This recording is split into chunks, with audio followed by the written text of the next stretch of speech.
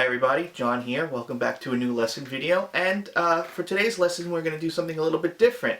I want to go over King Crimson's instrumental tune called Discipline off of the Discipline album, which I love. And I've had this guitar part pretty much done for months now, even before they announced the beat tour with Adrian and everybody. I've just put it off because in my mind I keep on thinking all the work that I have to do because I have to show both Adrian and Robert's part. The reason why is because this tune uses polymeter significantly throughout the entire track. Polymeter basically means you're playing two different time signatures at the same time, and I'll go into depth a little bit later. I actually had even asked Frederick Thornall Meshuggah personally if stuff like this from this album gave him the inspiration to, I guess, write like how Meshuggah writes. He didn't, but I haven't heard any other prog records. They're probably out there. I'm not familiar with them. That does this kind of polymeter thing before then. So I have to go through what I would consider the anchor part, and then how Robert's playing around it. I'm also going to be doing the album version, not the live version. They do change it up, and I would say that the live version is actually a little bit easier than the recorded part, because there's some little weird things that are going on in the recorded part. So I'll touch upon that a little bit later. And the other thing that I wanted to do is show you how Robert picks this. Robert's pretty much known for his alternate picking, but I was surprised that he's not really alternate picking this whole thing. There are some light elements of economy picking, and I'll talk about that for those parts. So the simple version will be Adrian's part. So like if you want to be able to play this, you can just concentrate on Adrian Ballou's part. And the more interesting but more difficult part is going to be Robert's part. So I'll be comparing the two and talking about little bits and pieces here. So hopefully this will give you a better understanding on how, what's going on in this piece. It's really cool and it's really weird. And maybe you get a deeper appreciation for it. So anyway, let's talk a little bit about Discipline.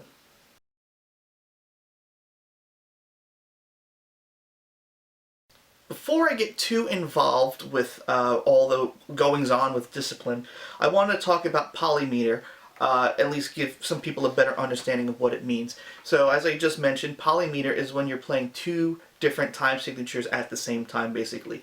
The easiest way to do something like this is like if you're playing in 2 against 4, which basically means you're playing every other beat. You can do 1, 2, 3, 4, 1, 2, 3, 4. You can sort of say that you're playing in 2/4 against 4/4, but this is mostly used for more odd time signatures.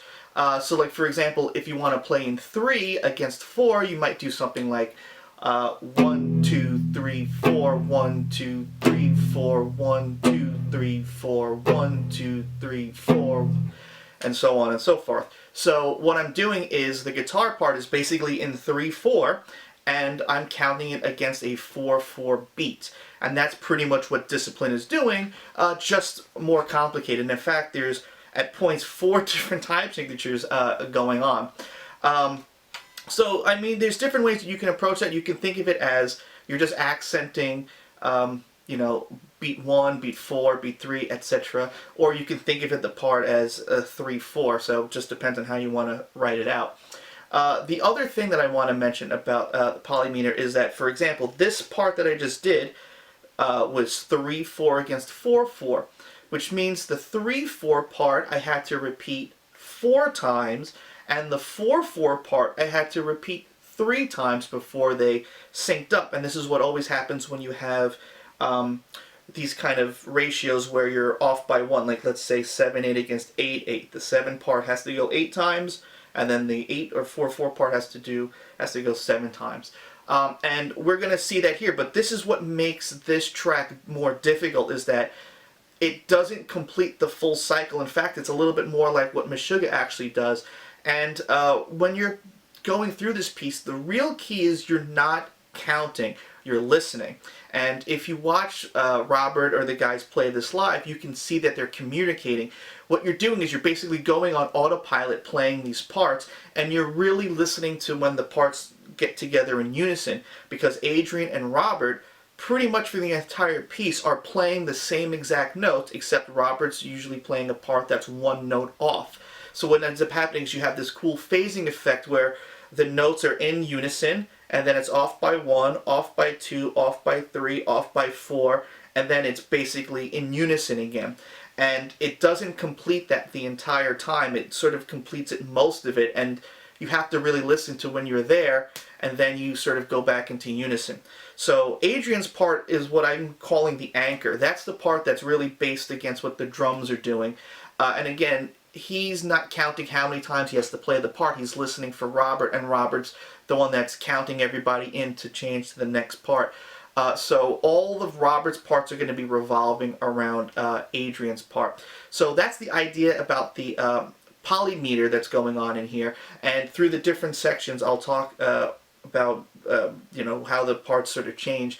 What is interesting, though, is there isn't really that many different parts. There are a lot of very similar parts that are slightly altered. At most, there's really just 4 sections that are really unique, and then everything else is some sort of variation of that part. So there's not that much to learn. It's more just knowing where these little changes are when you have to modulate, etc.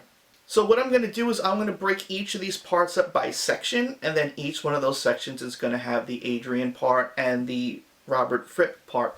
And again, all the parts except for one, Adrian is basically the anchor, meaning like that's what is, the feel of that part is going against with the drums. So he's not doing this kind of polymeter part except for only one section. And I'll talk about that. So as I was saying before, there really are a lot of crazy like time signatures and stuff that are going on in here, and it's just this cacophonous, you know, sounded notes with all these different rhythms. At certain points of this instrumental track, you have a 4/4 pulse. Basically, everything's revolving around a strong downbeat pulse, which you can group in 3 and 4 and 5, which is what we'll find in the piece.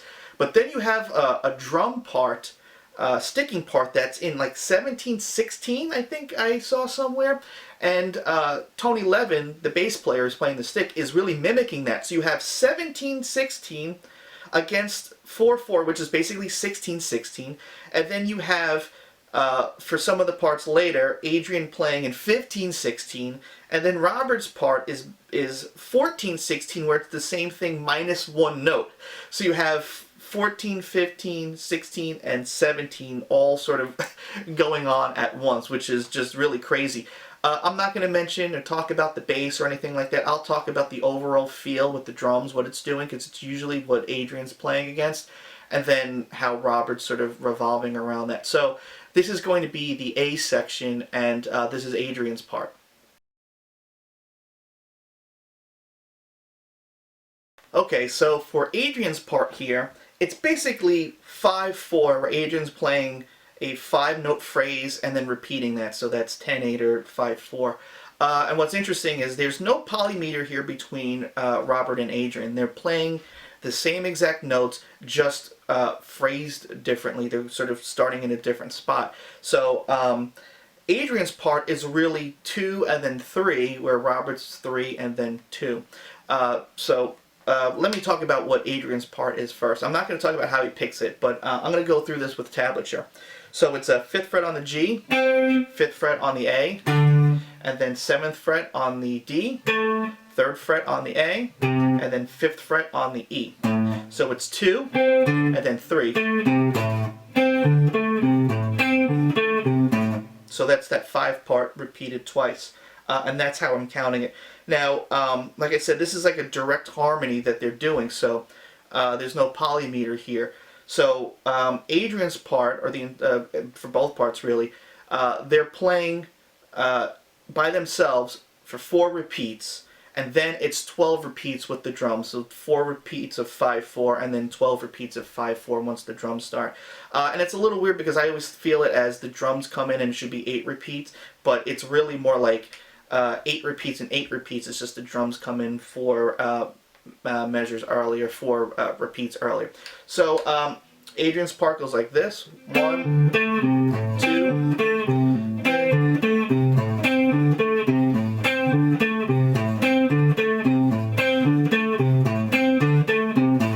just counted it wrong, but don't worry about that. But that's what it is. It's 5/4, 4 times, and then with the drums, 12 times. And again, Robert's part is exactly the same. It just starts on the 3 and then does the 2 afterwards. So it's the 7/3/5 part, and then it's the 5/5. So Robert's part, and he does all downstrokes here.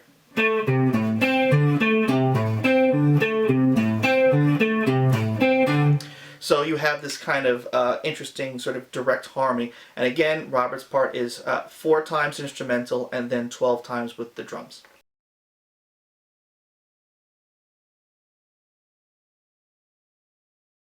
So now we're at the B section, and the B section is the only part where I would consider Robert to be the anchor, and Adrian's the part of the person that's doing the polymeter sort of part. So Adrian's part is what we just played for the A section, but a half step down.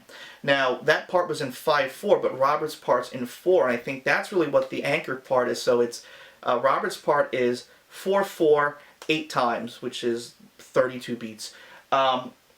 Adrian's part is 5/4, but we're doing that 6 times, so that's 30 beats, and which means we have to add 2 beats or 4 eighth notes at the end.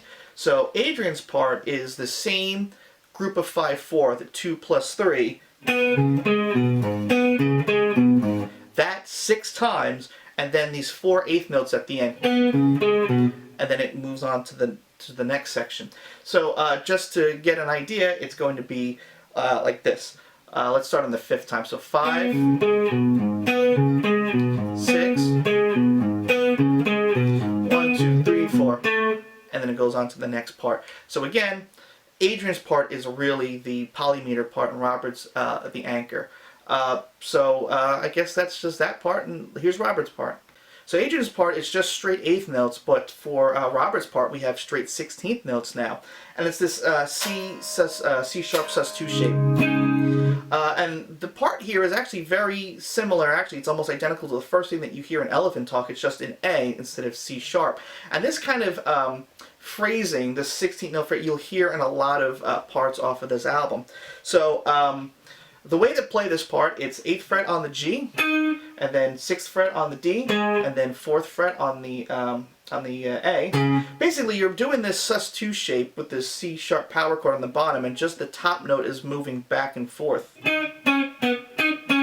Something like that. So we have those 3 notes, but now it goes to 6 on the G, and then 6 on the D string. So that's 5 right there. And then it goes, which is another 3. Which is now 4th fret on the G, and then back to 6 on the D, and then 4 on the A. And then we have that little part. So it's 8 on the G, 6 on the B, on the D, and then back to 6 on the G, and 6 on the D, and then 4 on the D, and the G, sorry, and then back to 6 on the D, and then you play go down to 4 on the A, and then back to 6 on the D string. Actually, harder to do with tablature than it is just to call out the notes. And that's one measure of 4/4. So now this will give us an insight on how Robert Fripp is basically picking every part. There are a lot of little 5 stuff in here. So like right here we have 1, 2, 3, 4, 5, 1, 2, 3, 4, 5, and then 1, 2, 1, 2, 3, 4. So we have this like group of 5, another group of 5, and I thought that Robert's just strict alternate picking how I'm doing it. So down, up, down, up, down, up, down, up, down, up, down, up, down, up, down, up. But he's not doing that. There's a little bit of economy picking, and this picking group we'll see in every other part that has 5s in it. So what Robert's doing is he's going down, up, down, which is alternate picking, but now instead of doing an upstroke on the G, he does another downstroke, and then an upstroke on the D. So down, up, down, down, up, and then that picking pattern's the same here. Down, up, down, up, down, down, up, and then down, up, down, up, down, up. So anytime he's doing that group of 5, he's always doing a downstroke on the lowest string, you know, I guess in this case it would be the A string, and then doing another downstroke on the G string instead of going back up with an upstroke.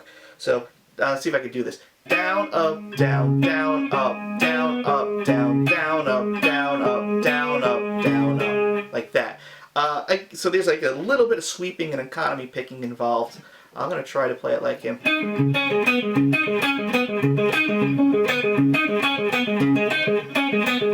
It's a little too weird for me. I probably could get used to it.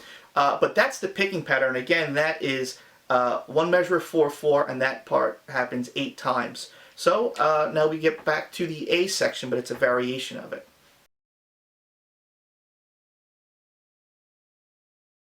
So now what I would consider the A variation, Adrian's part again is the anchor, but he changes what he plays. Before we were doing 2 and then 3, 1, 2, 1, 2, 3.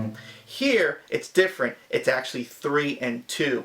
And I got my little cheat sheet here because now we're going to get into the real polymeter, some of the how you actually hear it where the parts are in unison and then they sort of phase out. So you're not, again, listening, you're not counting, you're listening to when the parts sort of go out and then when they come back. So I don't know how many times these things repeat offhand. So that section, it's just 5, 4, 8 times that Adrian's doing. 1, 2, 3, 4. 1, 2, 3, 4, 5. So that's one measure of 5, 4 that happens 8 times. But he's starting with the 3 group and not the 2 group that we did before. 2, 3,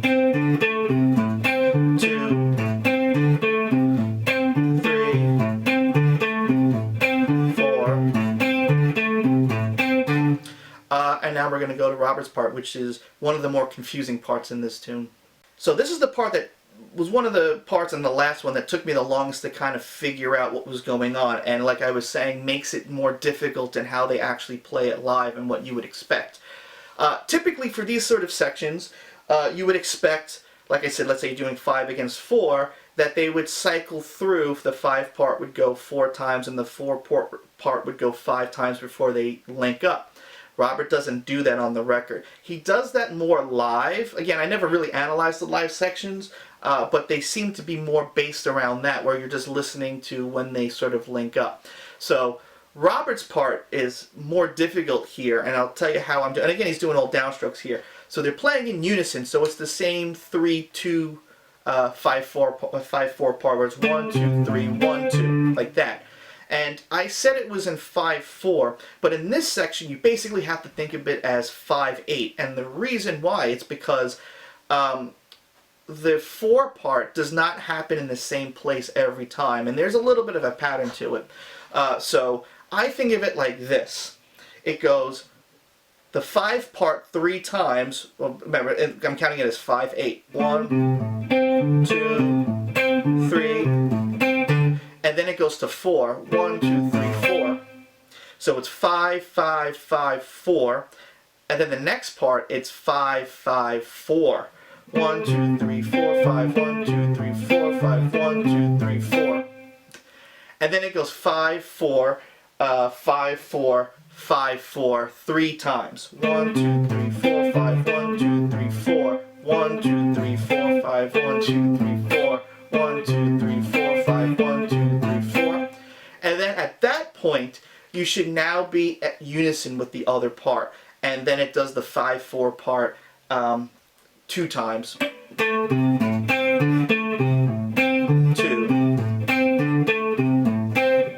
Whoops. I don't know why I keep on messing this up, but and again, Robert's doing all down picking. So now what I'm going to do is I'm going to try to play it and count it, and hopefully not mess it up too badly.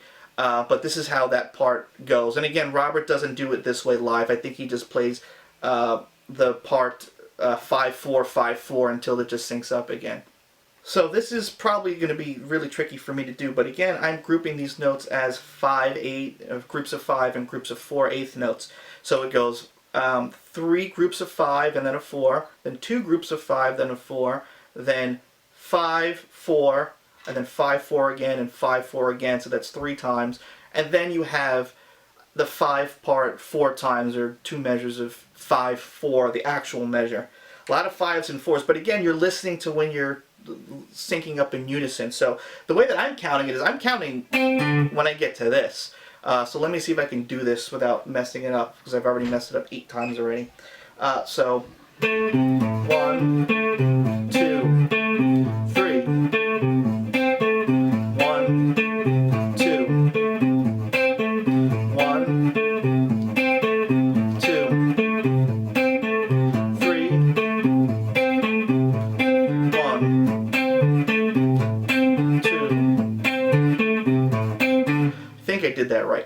it's actually not as bad as when I'm actually playing it, because when I get to the 5/4, 5/4 part, I'm not counting anymore. I'm just waiting, I'm just sort of going on autopilot, waiting for everything to sync up again. So yeah, that part's really confusing, and again, Robert's doing all downstrokes, and live they don't play it this way because it's way more confusing. So then after that, it actually goes back to the B section, and it's the same exact thing. So, like I said, it goes back to the B section, and there's no difference here, so you don't have to really think about anything. What is interesting, though, is the coming out of the part that you were just doing for Adrian. Remember, he's doing 3/2, like that. Then when he goes back into the B section, it then goes to the 2/3 part. So that's just something you have to pay attention to. So it would be like, let's take the end of that part. So it would be something like 2,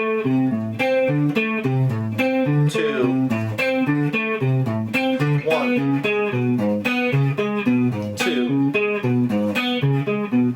And again, it has a little 2/4 part at the end. And then it goes into the next section. And again, Robert's playing the same thing, though. So, yeah, it's exactly the same thing as the B section. And now we're going to go into the C section. From this part is the part that you really hear a majority of the rest of the tune.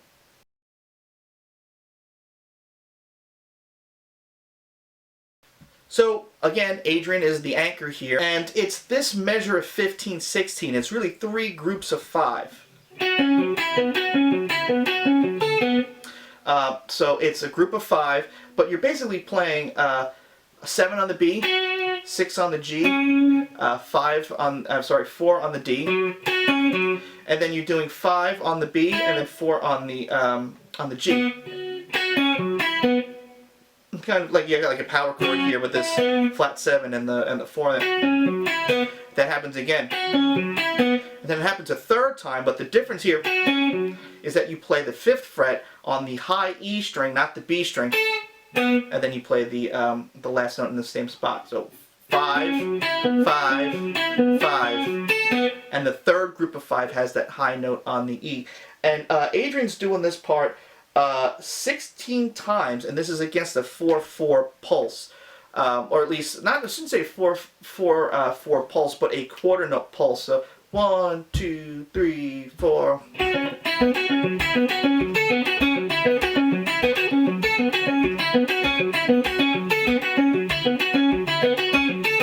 Like that. So that's really what that part is sort of feeling against. And again, Adrian's playing that part in 15/16. So this is where the polymeter starts to happen, and we start to get into some of these weirder things where we have these little sync measures, and I'll talk about that for Robert's part now. So, like I was saying before, earlier in the video, when you have a part that's in like 15, and then you're doing something, let's say in 14, the 15 part repeats 14 times, and the 14 part repeats like 15 times, and then you get back to 1 again, or at least they sync up again. This is not the case here. Robert, for these sections, will play unison for a little bit, then does the 14 measure, and then just revolves it till a specific point, and then syncs it back up, and then plays in unison. And this is probably the trickiest to explain. So I got my little cheat sheet here, because again, when I'm doing this, I'm not counting. The only thing that I'm sort of counting is how many times I play in unison, and then I do the weird part, and then once I cycle back and I sync back up again, then I'm just counting how many times do I have to play in unison. So for this section, Robert's playing the 15/16 part 3 times.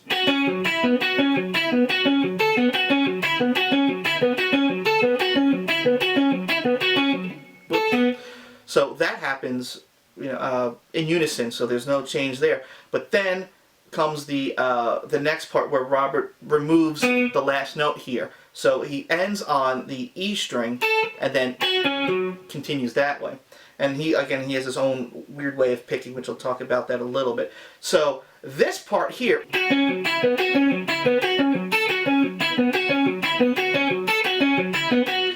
so if we're doing that part, that 14/16 part, or really think of it as 7/8, but 14, 16. That happens 10 times. Now, it doesn't happen that, you know, that the normal amount of times I was saying before, but why is it 10 and not, you know, 14 or whatever? Well, because we're grouped in 5, every time we play this part 5 times, we sync up to another group of 5. So think of it like 5, 5, and then 5 this way. So if I'm playing 5, 5, 5, and the other person's doing 14, they're going to start here, and then they're going to move here to here, and then to here to here, and then they're synced up, but on the second group of 5. So when I'm listening, when I'm playing this part, you'll hear that it's in unison for a little bit, and then it breaks away again. Basically what happens is, when Robert's playing this, when he gets to that second group of unison, not at the third one, which would complete the piece, but when he gets to the second one, he adds this little 10-16 measure like that, and then he's back in unison again. And then for this part he does the unison again. I'm counting it, it's 3 times technically. So let me just give you an example. I'm not going to do the whole thing, but it'll be like 1, 2, 3, 1, you know, and then that part almost happens out of nowhere. Now I'm going to sing on. And actually, I'm not. The reason why I had to look is because I'm not counting 3. I'm feeling it against the 4/4 pulse, and I know, okay, once I get to unison, I know that once this last note feels like it should be on the downbeat of 1 of the next measure, that's when it's time to move on. So again, it's a feel thing. It's very awkward, but it's how you're feeling the piece. Again, and when I play it at the end, I'll try to put up little things in there to sort of guide you to where I am in the piece. But again, you're listening. I'm listening to, okay, I'm playing in unison 3 times, do the weird measure, okay, small unison for a little bit for 1, and then, oh, unison for a little bit of 2, play that little fit piece measure, and then play in unison until it feels like it should move on to the next part. So I would say, you know, doing it the way that I'm doing it like this is much harder than just sort of feeling it after you sort of know what you're supposed to do, because you're not counting or thinking so much. It's instinctual. Okay, I know it's going to end here. And now for the picking, like I said, Robert's doing the same thing with the picking with that group of 5. So he's not doing down, up, down, up, down. He's going down, up, down, down, up. And then that repeats again. Down, up, down, up. And then down, up, down, up. But when he gets to the 14, this is what's really interesting, which made it like, I think he's doing this because he's always taking the high string and he's accenting it, but this makes it so much harder because when he plays the 14, check this out, so he goes down, up, down, up, down, up, down, up, and then for the last group, which is 4, he goes down, up, down, up, down, and then starts back on a down. So he does 3 downstrokes in a row. He does a down on the D string, down on the high E, and then moves his hand back up to go back down on the B string. So you got dun, dun, like that. That little, like, you're basically speeding up because you're moving your hand up and then going back down again. And that seems like it's much harder, but that's what works for him. But that's actually how he's picking it. Down, up, down, down, up, down, up, down, down, up, down, up, down, down, down, up, down, down, up, down, up, down, down, up, down, up, down, down, up. Yeah, it sounds like a mess. I'll try to put some stuff on the bottom so at least it's you can follow along with it. So this part is, you'll see in the other parts of the song, but of course Robert's part is slightly different, but has the same overall idea. And then after this we're going to get to the E section.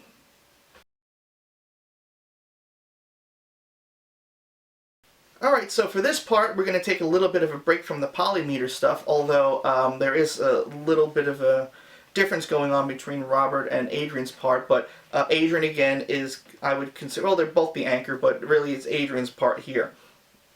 So what Adrian's doing is that he's playing in 5/4 back with 8th notes again, and he's doing this little A minor configuration where he's doing 5th fret on the E, 5th fret on the B, and then 2nd fret on the G, and then 3rd fret on the E, and then 3rd fret on the B.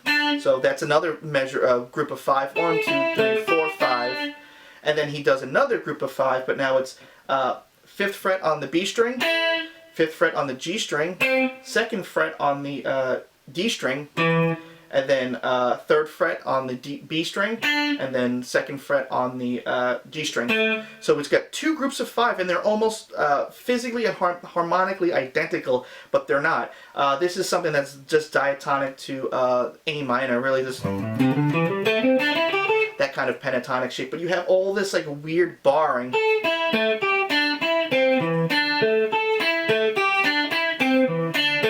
So Adrian plays that 4 times, and Robert's part is very similar. So Adrian's part is in 5/4, that repeats 4 times. Robert's is like the same part but double time and like shifted over. It's kind of weird. So after doing this thing, the first note of what Robert plays is actually the 5th fret on the low E string. And it's a 16th note and then basically 16th note rest, because then you're stopping. But what he's doing, he's playing 16th notes here, and he's playing the first 10, well, the same 10 notes that Adrian just played, just as 16th notes, like that, and then you have this, like that, and then it ends. It sounds like this is the last note, but it's actually the beginning of the next phrase, and again, this is also in 5/4, but it's now 16th notes. So we have this, but now 5th fret on the G, 5th fret on the D, 2nd fret on the G, 2nd fret on the D string. It's amazing how difficult it is now for me to think a tab like this. And then 5th fret on the D, 5th fret on the A, and then 2nd fret on the D, 3rd fret on the A, and that's where it ends, because then that's really the beginning of the next part. So it's,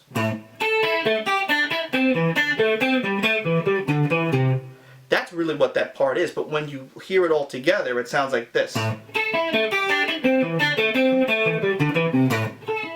Like that. Like that's the actual end of the phrase, and it starts here. But it's not. So again, it's 5 repeats of this 5/4 measure. And then, like I said, that's the beginning, although it sounds like it's the end.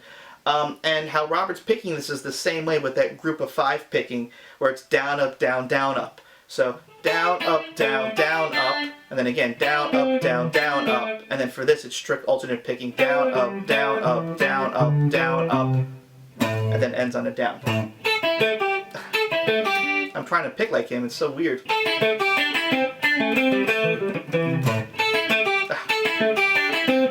I can't do it. But that's how he's picking it. Now we're going to get to the next section, which is a variation of this.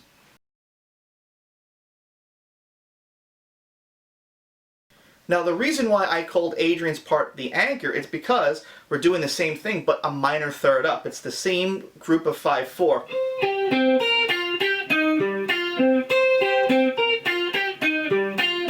Same exact thing, but now it happens 8 times.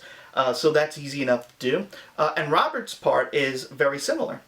Robert's part is the part that we just played before, except that low E string note that we played at the beginning is now at the end. So it's this now. That's the actual 5/4 measure now, finally, how it almost should sound.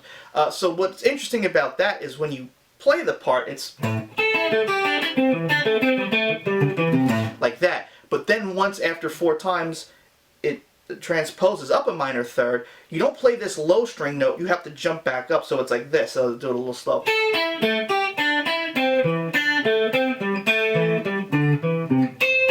Like that.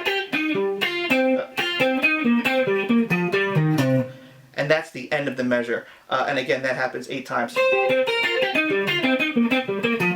2. And so on and so forth. Alright, now we're going to get to the next section, which is a variation of the part that came before this, the D section.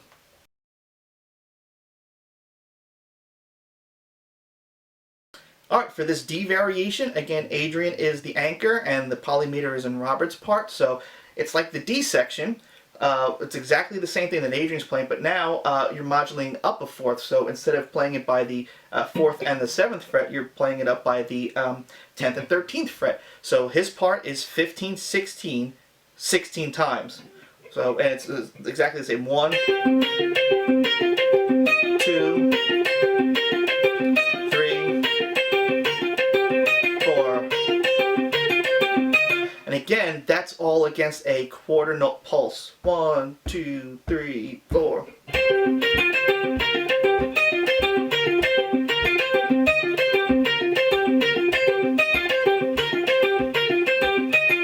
Like that. So Adrian's part, like I said, is the anchor. Now we're going to get to Robert's part. From this point on, it's going to be a little bit easier to explain these sections because they're very similar to things that we had already done, just modified a little bit. So Robert's part, like I said, he plays unison 3 times, then does the 14-16 part 10 times, and then the little 10-16 fit piece, and then he plays in unison 5 times. I know it sounds like a mouthful. Again, it's something you just have to get the feel for. The only difference here is that he's shifting the amount of times he plays unison. So instead of playing the unison 3 times and then does the weird measure, he does unison once and then starts the weird measure, which means all of those other unisons that we just did, those 2, go at the end. So at the end we had 3 unisons, now we have 5 at the end. I'm just laughing because it just sounds like, as Captain Rose said from Day of the Dead, a mouthful of Greek salad. But again, it's a feel thing. Because again, I'm thinking I play in unison once, and then do the weird part until I hear the second unison.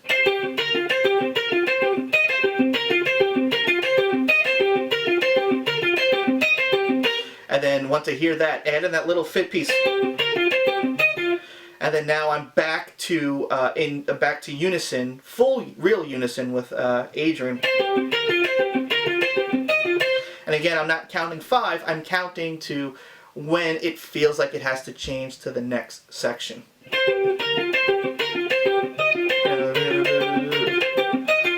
And then go into the next part. So again, this is all a feel thing that you just have to get used to. I guess it's easier for me because I spent so long listening to Meshuggah. I can just feel and anticipate when the downbeat is supposed to be in the part, so I can sort of go on autopilot. But I can understand how challenging it is. That's why at least you got Adrian's part, that you can just sort of sit and zone out. So now we're going to get to the next section, which is I guess the F section, but it's a variation of the stuff that we just did, this part.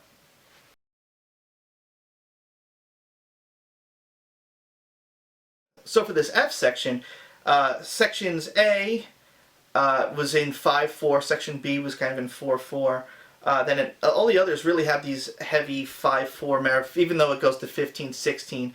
The E section was clearly in 5/4 because of the way that the drums were playing. It's clearly a 5/4 beat. And then the last part, again, is in 4/4. Here, Robert takes the same part, but now it's in 3. So Adrian's part is very similar to what we just did. It starts off with the same 5, but now we take that, take that part, instead of playing it between 10 and 13, we're moving it up to 11 and 14. So it's that same group of 5. And then it does the other group of 3, and then this group of 4 at the end. So it's actually 3/4, 12/16, how you want to count it. So it's 14 on the B, 13 on the G, 11 on the D, 12 on the B, 11 on the G. Then again that 14, 13, 11 part, like that. Then 14 on the high E, 13 on the G string, 12 on the E string, and then 13 back on the G. Like that. So you have that string skipping part. So this is 12/16.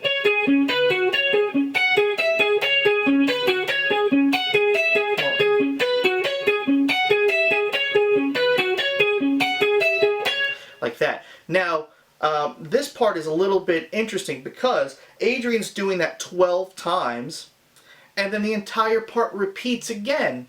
So this is the only time where Robert's part will actually drift and then come back, and then once it comes back, it repeats the same exact way again, and then when it comes back, they play in unison for 3 times. So if you really want to count it, it's Adrian's part is 12 times twice, so that's 24, and then another 3 times in unison. So what is that, 27? Yeah, had to make sure that I was counting it right. Because again, I play Robert's part, so I'm just zoning out again with you know, when the parts sync up and when they don't. But yeah, if you really want to get detailed with it, it's this part 27 times, etc. Alright, so now we get to Robert's part, and this actually is easier to talk about than the other ones because this cycles through the entire time. So like I said, when we do something where it's one note off, so the part that we just did was 12, Robert immediately starts with the 11 here, which means the 12 part repeats 11 times, and this 11 part repeats 12 times, and then it's 1 time in unison. So that's relatively easy compared to the ones with the little fit pieces you have to worry about. This time you just go in autopilot. So Robert's playing the same part, but without the last 13 on the 12th fret. I mean, sorry, on the 13 on the G string, like that, and then goes right into the next part. Well, the next repeat.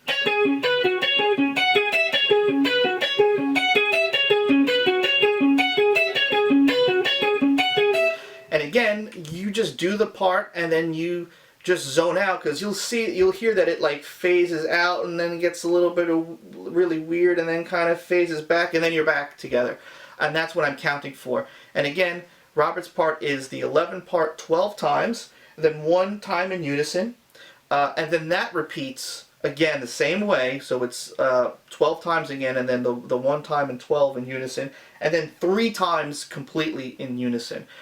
So again, it seems like it's a lot to remember, but again, it's not. You're just playing the part, you're waiting for it to sync up, you play once in unison, then you do the weird part again, and then you wait for it to be in unison. And once you get into unison, you can count it as 4. You don't have to count it as the end of one, and then the next one is 3.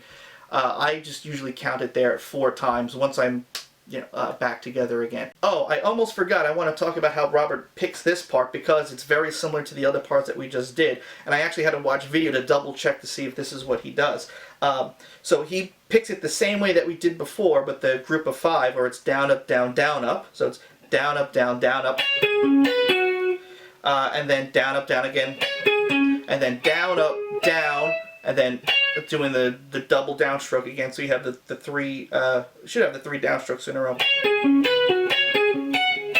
Yeah. Very weird, but the picking seems to be pretty much the same that way, and I guess why all these parts are written that way, because they just make sense to the way that he picks. Again, I don't actually alternate pick it. I do this like up, up, down, up, down, up, down kind of thing, but it works for me. Alright, so now let's get to the actual F modulated section. So this F modulated section you can think of as the second half and the ending of the part that we just did. But now instead of playing it between the 11th and 14th fret, we're playing it by the 14th and 17th fret. So Adrian's part repeats 12 times, 3, 4, and then we have the unison together of 3 times at the end. So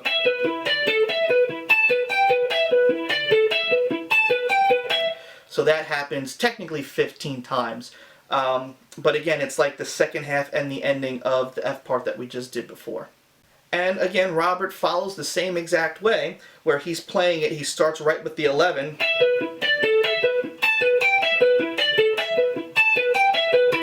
And keeps on going, and again, once he reaches unison, he plays that once and then 3 times. Or again, you can think of it as once you reach unison, play the unison part 4 times instead of 1 and then 3. And that's where everybody drops out, and it's just Robert and Adrian for this last part, which is another variation of the D section. This one is this is the other tricky part. Like I said, like I think the B section was sort of tricky to describe. I'm sorry, the C section. This one is also really tricky because there's different ways that you can think about it. So Adrian's part is really simple. It's just what we did before. The 15-16 part repeating 15 times, but now instead of doing it at the 10th and 13th fret, you're actually up a flat 5, or you're up a whole step from where you just were. So he's doing the 15, 16 part again.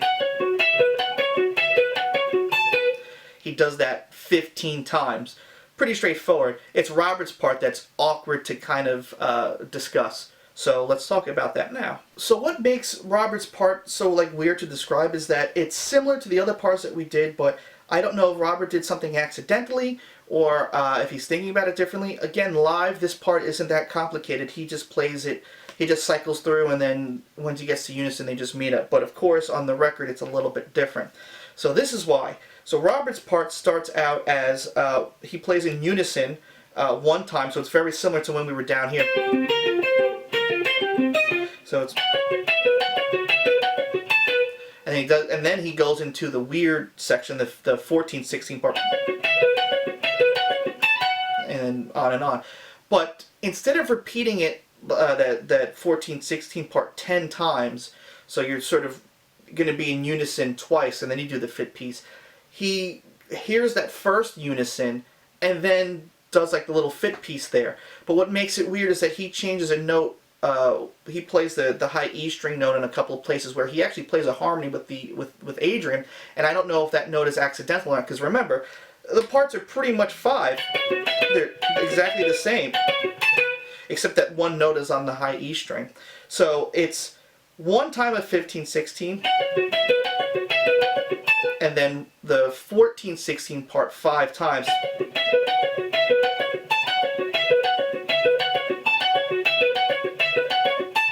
Like that. Then once he gets to that unison, it seems like he just plays the unison part for 5 notes. Then from here, the way that I'm thinking of it as, it's the 15/16 part, but the first group of 5 and the last group of 5, the first and third one, have the second finger note on the high E. So it's,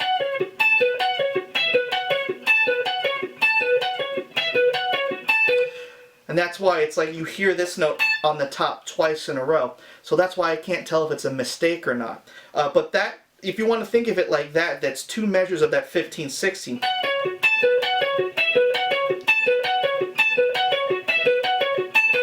Then it's 4 measures of complete unison, then it's corrected.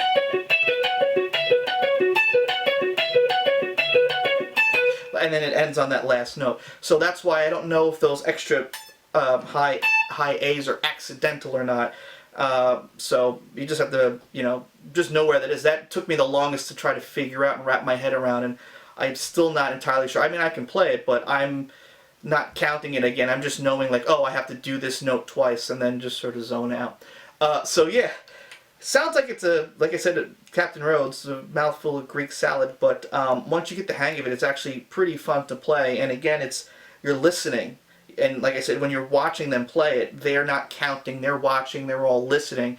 And that's really the way to do this. If I had to just play this part by itself and record just one take of it, I'd never be able to do it. I have to play it with another guitar player. And that's why on this record, they recorded it basically live. So everyone was playing together and listening. Why I think they recorded it first and then played it out. Why they changed it live, I don't know. Maybe just because it's easier that way. You don't have to... Robert doesn't have to think of all these weird things, but it does truncate the section. So instead of Adrian playing 15 times, now he's playing 12 times or whatever it is. Excuse me. So I think they just simplified it. So what I'm going to do right now is I'm going to play along to a backing track that I found that doesn't have Robert's part in it, and I'm just going to play Robert's part along with it, and then hopefully you can kind of hear the differences of what's going on. And actually, I'll record it. I'm doing this out loud. I'll record it directly, and then I'll have my part on the right side, and Adrian's part will be on the left side, and then I'll hopefully maybe put some things on the bottom to help show you where we are. Anyway, so I hope this has been informative and you appreciate the piece a little bit more. It'd be really great if they play this one live. I don't think it's as hard as some of the other ones, but we'll see. So anyway. Thanks a lot. And if this video does pretty well, I might do frame by frame, which is another one I really like and is actually much easier than this one. So thanks a lot, and I'll see you soon.